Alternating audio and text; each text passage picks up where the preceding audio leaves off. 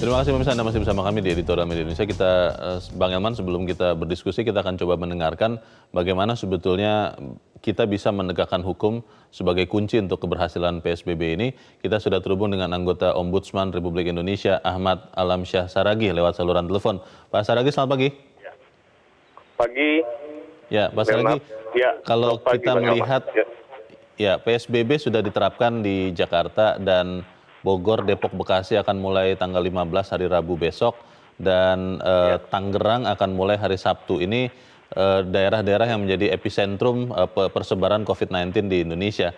Kita sudah lihat memang jalanan menjadi sepi, pengguna-pengguna transportasi umum juga jauh berkurang, tapi kita masih melihat ada juga orang-orang yang masih berkerumun walaupun mereka tidak punya kepentingan untuk harus berkerumun. Nah, untuk orang-orang seperti ini, untuk warga negara Indonesia yang kelihatannya masih belum begitu sadar, apa harus dikenakan tindakan hukum yang keras, Pak Saragih?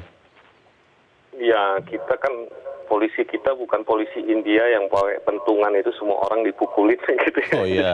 Jadi saya berpikir untuk situasi seperti ini itu penting bagi pemerintah untuk melibatkan tokoh-tokoh ya, mulai dari RW itu untuk melakukan sosialisasi dan membuat kegiatan-kegiatan yang sifatnya lebih pada kelompok-kelompok kecil supaya orang dalam situasi tidak ada aktivitas tidak berusaha untuk berkumpul ke tempat-tempat yang ada keramaian. Nah, memang agak berbeda dengan begini, ada intensitas agak tinggi di pemerintah untuk mengajak pemerintah untuk mengajak tokoh-tokoh masyarakat untuk mempersuasi dan itu harus berulang-ulang disampaikan, karena kalau kita lakukan tindakan represif dan kemudian terlihat oleh masyarakat, yang saya khawatir dalam situasi ekonomi sulit ini memicu orang untuk kemana-mana ya. Tapi mungkin satu dua yang sangat berbahaya perlu juga agak dikerasi gitu ya, yang tingkatnya sudah sangat membahayakan. Misalnya berjubel-jubel antri menunggu masuk ke satu transportasi, itu suka tidak suka harus dilarang, pembatasan fisik harus ditegaskan lagi, dan tidak apa-apa diekspos yang begitu supaya orang tahu, karena seperti yang dibilang Bang Elman tadi, ini akan memperlama dan kemudian akan makin parah. Ingat loh, dari semua negara yang relatif berhasil mengatasi gempuran COVID ini adalah mereka yang memiliki kemampuan pengendalian sosial yang efektif, bukan karena pelayanan kesehatan yang baik, karena tidak akan cukup. Kita udah banyak korban gitu ya, petugas medis dan lain sebagainya, maka pengendalian sosial ini bukan hal yang bisa dikompromikan, tapi cara-caranya memang harus persuasif. Kalau ada yang mengatakan begini Pak, sebenarnya Indonesia dengan lumayan lembek menurut mereka begitu, seperti sekarang, itu hanya seperti membeli waktu begitu. Karena kalau menurut mereka dengan hanya menghimbau, hanya melakukan PSBB, tidak ada tindakan hukum yang keras sekali, dengan kondisi Indonesia yang begitu banyak penduduknya, terpencar-pencar kepulauan begitu, ini bisa jadi panjang sekali lama kita melawan COVID-19 ini. Lebih baik ya sudah keras saja sekaligus, mungkin tidak harus ditembak seperti di Filipina misalnya. Kalau ada yang mengatakan begitu, selain ancaman tadi mungkin stres karena kondisi ekonomi buruk, apakah itu bukan sesuatu yang lebih efektif, Pak Saragih? Betul, tapi pemerintah harus konsisten dalam hal ini. Kalau kita mau keras seperti itu ya, itu yang saya melihat seringkali diubah lagi kebijakan, tidak boleh menggunakan motor, tiba-tiba dibikin lagi berubah. Sudah jelas jangan mudik, dibiarkan mudik. Saya yakin ini juga bersumber dari pola penghitungan anggaran yang juga keliru, terlalu minim. Orang cuma dikasih sembako 600.000 itu kurang, sehingga mereka harus mencari aktivitas yang lain. Coba hitung ulang, saya tidak ingin mengganggu ya proses, tapi silahkan direview dalam waktu singkat ini, kalau memang mau dinaikkan. Kedua, mudik ya dihentikan, jangan dibikin lunak, karena lagi-lagi seperti saya bilang tadi, kalau kita lunak dan kemudian memberikan contoh kebijakan yang tidak konsisten, ya repot. Di negara lain itu pengendalian sosial yang keras, konsistensi kebijakan, nggak ada lain dari itu. Baik, semoga rakyat juga menjaga kehidupan masing-masing ya Pak Saragih. Terima kasih sudah mencerahkan kami pagi ini. Selamat pagi Pak Saragih. Ya, terima kasih Bang Elman.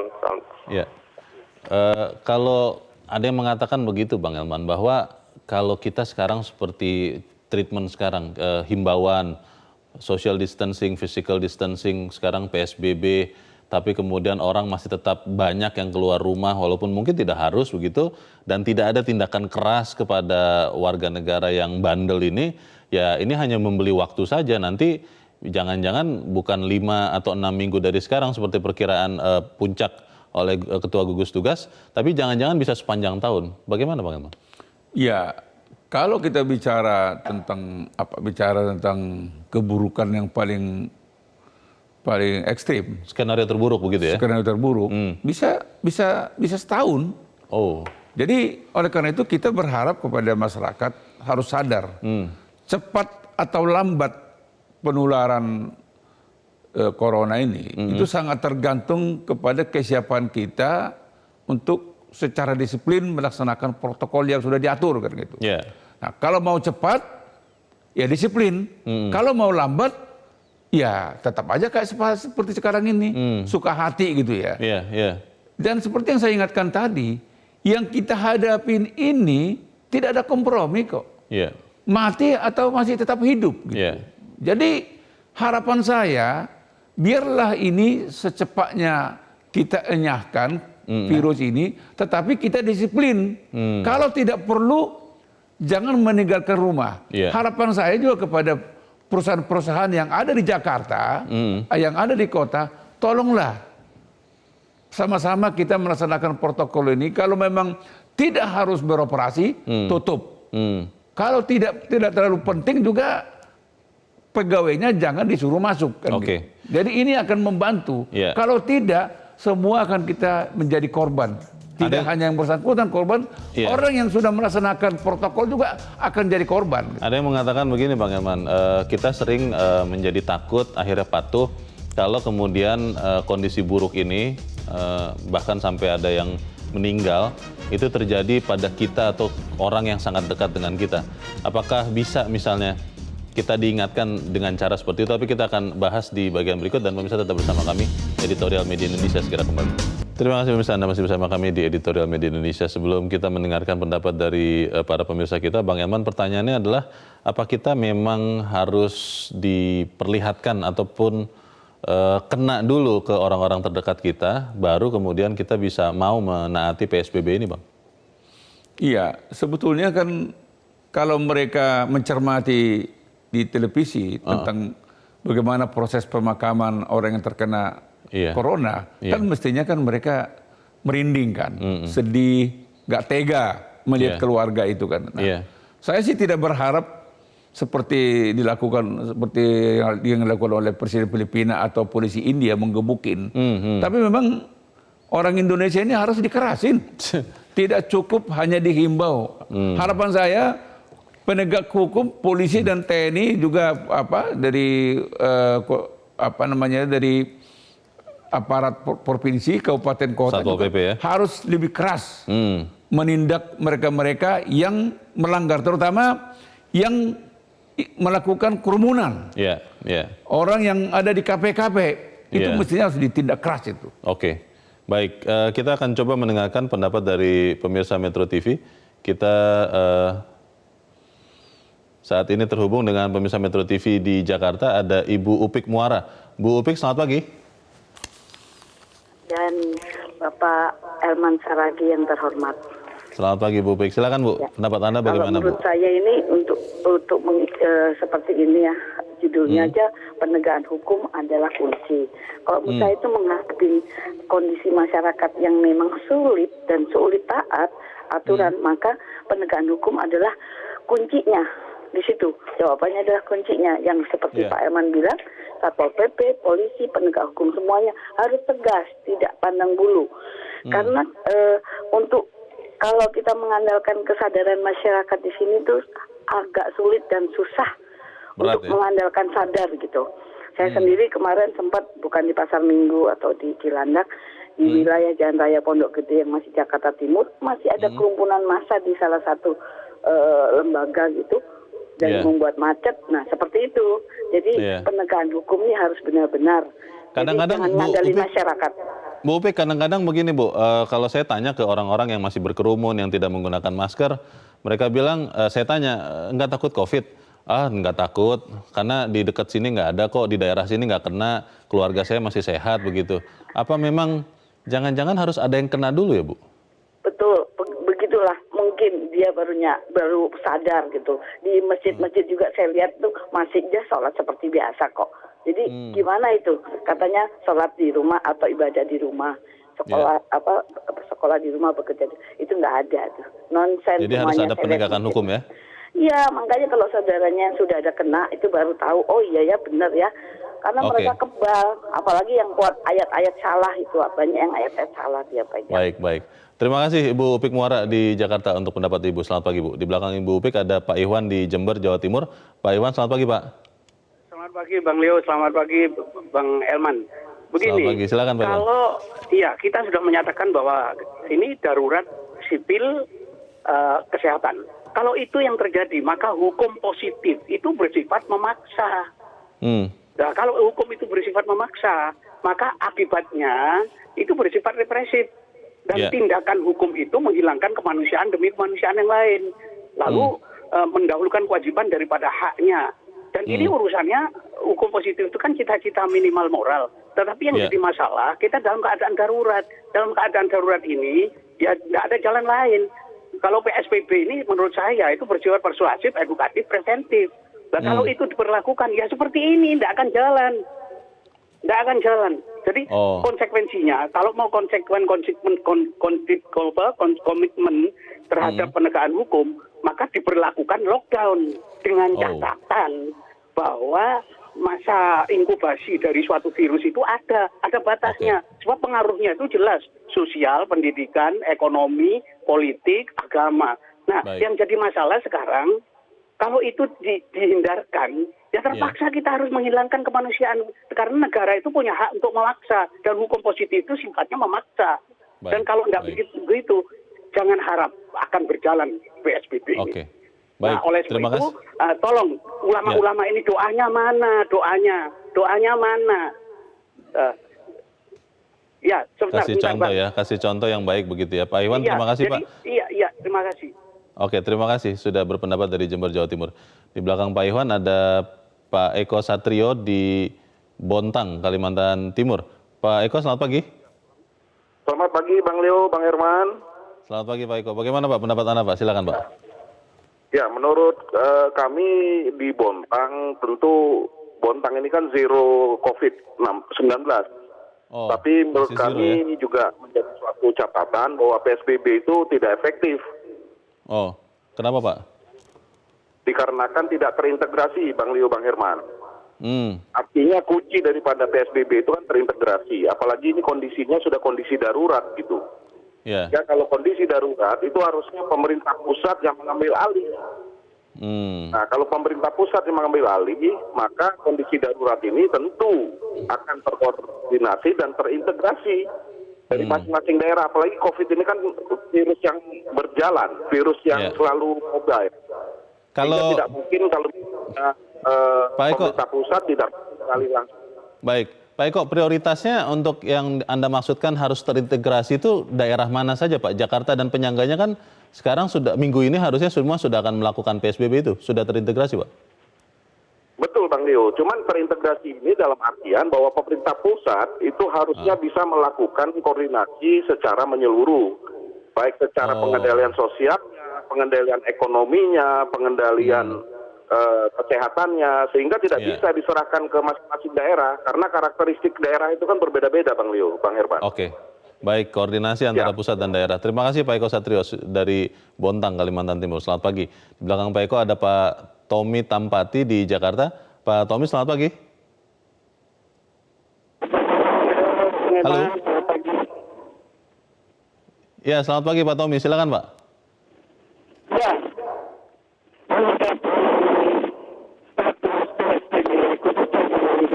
Ya, Pak Tommy, mohon maaf ada gangguan audio, tapi nanti kita akan mungkin mencoba lagi. Terima kasih sudah berusaha untuk menghubungi kami. Selamat pagi Pak.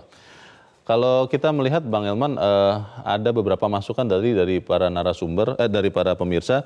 Kalau kita melihat tadi Pak Iwan mengatakan, ya mungkin ini saatnya untuk dalam tanda petik lebih represif. Kalau Pak Eko tadi di Bontang mengatakan, menurut beliau harusnya pemerintah pusat yang membuat ini lebih terintegrasi, jangan hanya mengandalkan pemerintah daerah. Karena Bu Upik Muara tadi di Jakarta mengatakan, ya betul sih masih banyak yang seakan-akan membandel. Bagaimana Bang Elman?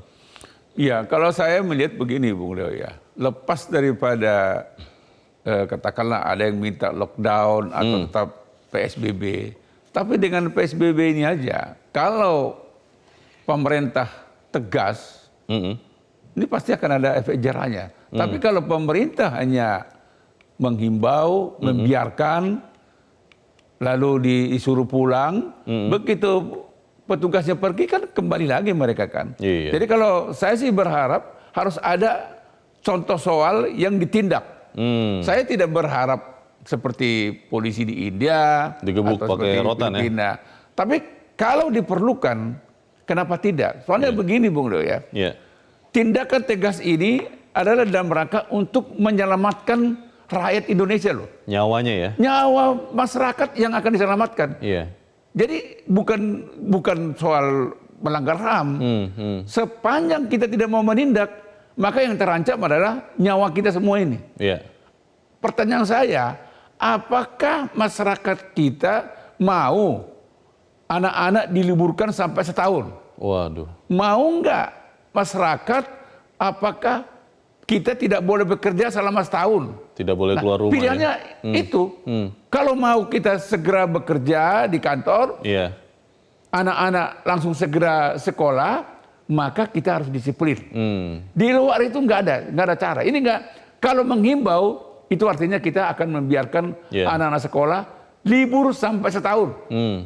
Berarti kita akan ada generasi satu ketika nanti, generasi yang katakanlah mungkin tidak terlalu pintar. Saya tidak mengatakan bodoh gitu. Kalau soal integrasi tadi ada usulan Bang Elman. Sebetulnya kalau dalam kondisi seperti sekarang ada PSBB di beberapa daerah, memang belum di seluruh Indonesia. Itu kuncinya ada di mana Bang? Apakah memang harus pemerintah pusat semua yang memegang kendali, atau pemerintah daerah, katakanlah misalnya pemerintah Jakarta, itu juga harusnya bisa berperan lebih banyak. Bagaimana Bang? Jadi ini Bung Leo, bukan soal integrasi, bukan soal kerjasama, tapi ini kan mulai dari presiden, menteri, gubernur, bupati, wali kota, dimanapun berada, mestinya sama-sama menganggap virus ini kan berbahaya kan. Gitu. Jadi, tanpa ada ajakan, tanpa aturan pun, mestinya katakanlah di Jakarta, Jakarta, Depok, Bogor, Bekasi, Tangerang, dan seterusnya, sampai ke Sabang Merauke, misalnya kita sama-sama berniat, berusaha, mari kita berperang kepada virus ini. Kan itu sebetulnya kan. Jadi ini bukan soal kalau misalnya mereka mau berintegrasi dengan Jakarta, hanya mau menyelamatkan Jakarta. Bukan, ini menyelamatkan kita semua. Jadi kalau virus ini mati di Jakarta, harapan kita juga akan mati juga di daerah. Nah, masalahnya itu Bang, di beberapa daerah, ketika di daerahnya belum ada, atau mungkin sudah ada, tapi bukan orang-orang yang dekat dengan dirinya, bukan keluarganya, bukan temannya, bukan kerabatnya, itu ada semacam perasaan, ya sudah nanti saja, saya masih aman kok. Bagaimana memunculkan kesadaran mereka? Kita akan bahas di bagian berikut, dan pemirsa tetap bersama kami, Editorial Media Indonesia segera kembali. Terima kasih pemirsa, Anda masih bersama kami. Kita di bagian akhir dari diskusi kita pagi ini. Bang Elman, stick and carrot atau tongkat dan wortel itu sering disebut-sebut sebagai salah satu cara untuk memastikan orang mematuhinya. Pertanyaannya begini Bang, kalau kemudian pemerintah Provinsi Jakarta mengatakan akan menjatuhkan sanksi bagi perusahaan yang tidak mematuhi PSBB, tapi kita belum melihat contohnya, atau warga negara akan dihukum kalau tidak mematuhi PSBB, tapi kita belum pernah lihat contohnya, bagaimana mau percaya dan takut Bang? Ya, itu yang saya katakan, harus ada contoh. Kan gubernur kan sudah mengumumkan agar perusahaan-perusahaan yang tidak sangat urgen tutup. Kan begitu kan? Paling tidak mengurangi operasionalnya kan begitu kan? Betul. Seperti juga kan mal-mal kan udah pada tutup kan? Betul. Nah, oleh karena itu kalau masih ada perusahaan yang membandel, menurut saya gubernur harus mencabut izinnya. Langsung ya? Izin operasinya supaya menjadi efek jerah. Dan kedua juga, Kalau ada anggota masyarakat yang membandel, terutama orang yang tetap berkerumun di luar rumah, apakah di KPKP, apakah di mana-mana, menurut saya tangkap dan adili gitu. Nggak ada jalan lain, Bung Leo. Karena keteledoran kita membiarkan mereka tetap berleha-leha di luar sana, itu akan menjadi contoh tidak baik. Dan kalau ini menjadi dicontoh oleh dari Sabang sampai Merauke, maka artinya akan lebih banyak lagi orang korban daripada corona ini. Iya. Pertanyaannya bagaimana Bang, ini bisa kemudian benar-benar efektif, karena ada beberapa orang yang mengatakan, itu kan yang bilang pemerintah, itu hanya himbauan pemerintah. Ya selama kita masih tetap sehat, tidak apa-apalah, kita tidak terlalu ketat mematuhi peraturan itu. Itu bagaimana Bang? Kalau saya melihat begini Bung Leo ya, sekarang ini tidak ada yang kebal terhadap virus ini. Iya. Sewaktu-waktu yang kita sehat detik ini, detik berikutnya kita udah kena. Bisa jadi ya. Jadi jangan ada yang menganggap dirinya kebal terhadap virus ini. Itulah sebabnya saya berharap kepada seluruh tokoh masyarakat, tokoh agama, tolonglah yakinkan masyarakat di sekitarnya agar mentaati protokol PSBB ini. Agar mentaati aturan-aturan yang kan ada, sudah dianjurkan kalau beribadah di rumah. Betul. Tidak perlu lagi di rumah ibadah. Kan gitu, kan. Untuk sementara ini. Untuk sementara. Nah, kalau tidak perlu, jangan meninggalkan rumah. Kalau terpaksa meninggalkan rumah, jangan lupa menggunakan masker. Kalau bertemu di luar, tetap jaga jarak. Jadi sebetulnya sederhana kok. Jadi semakin kita disiplin, semakin kita tegas melaksanakan protokol ini, maka semakin cepatlah kita bisa lepas daripada virus ini. Indonesia negara kepulauan Bang Elman, dan pergerakan antar pulau, antar daerah itu masih masif terjadi. Kita tidak lama lagi juga bangsa ini akan masuk ke bulan Ramadan, bulan puasa, yang biasanya akan diikuti dengan arus mudik. Memang sudah diminta untuk tidak mudik. Ini jujur kita agak khawatir ini Bang, kalau kemudian masih tetap ada orang-orang yang ingin mudik untuk merayakan Lebaran misalnya. Itu bagaimana bisa menegakkan hukum tanpa menimbulkan efek negatif yang lain?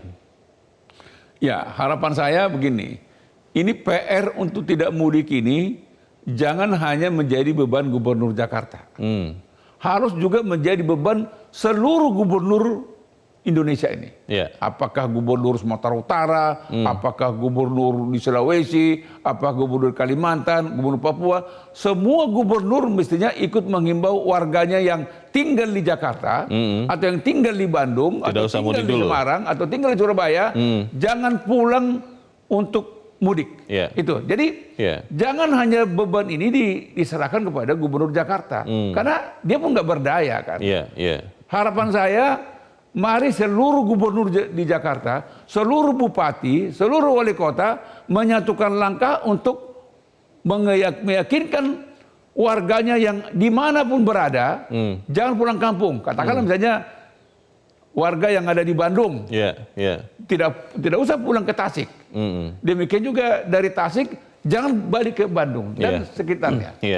Jadi menurut saya kalau ini kita laksanakan secara tegas dengan disiplin, maka nggak terlalu lama lagi kita akan terbebas dari virus ini, Bung Leo. Pertanyaan itu menjadi menarik, Bang Elman, karena berapa lama ini akan terjadi, itu sekarang sudah mulai muncul di benak terutama warga negara yang sudah melaksanakan PSBB. Untuk anak-anak sekolah yang sudah 1 bulan lebih tidak ketemu temannya, untuk orang-orang yang harus di rumah terus, sebagian sudah mulai jenuh, sebagian sudah mulai bertanya-tanya ini sampai kapan, bagaimana untuk memberikan jawaban perkiraan bagi mereka supaya mereka tetap disiplin, tetap bertahan di rumah, Bang. Jadi begini, pertanyaannya kan kita harus perlu lagi, Leo. Mestinya mereka juga harus bertanya, mungkin nggak saya tidak mengalami seperti orang yang dikebumikan secara protokol corona ini, yang dikebumikan sendirian, tidak bisa dilihat keluarganya. Nah, ini mestinya harus mungkin disebarluaskan. Bagaimana korban corona ini dimakamkan dengan sepi. Padahal dia pejabat tinggi, orang kaya, orang terkenal. Banyak yang mengasihinya ya. Orang yang banyak mengasihinya, tidak lebih dari 5 orang yang mengantarkan dia ke kuburan itu. Nah, oleh karena itu, yang mampu menjawab ini, sampai kapan kita masing-masing loh. Baik. Jadi pemerintah pun tidak sanggup menjawab ini. Oke. Kembali kepada kita masing-masing. Baik, kita harapkan kita sama-sama bisa patuh supaya COVID-19 ini segera berlalu. Bang Herman Saragih, terima kasih Bang sudah hadir di tempat ini. Selamat pagi. Pemirsa, kepatuhan dan kedisiplinan menjadi kunci bagi masyarakat untuk mampu melawan virus COVID-19. Di sisi lain, pemerintah juga harus kompak dan patuh terhadap garis koordinasi untuk menegakkan regulasi. Saat ini adalah kepatuhan dan kedisiplinan pada PSBB untuk menjadi kunci mengakhiri pandemi. Mari kita sama-sama melawan pandemi COVID-19. Saya Leonard Samosir, terima kasih Anda sudah menyaksikan. Selamat pagi.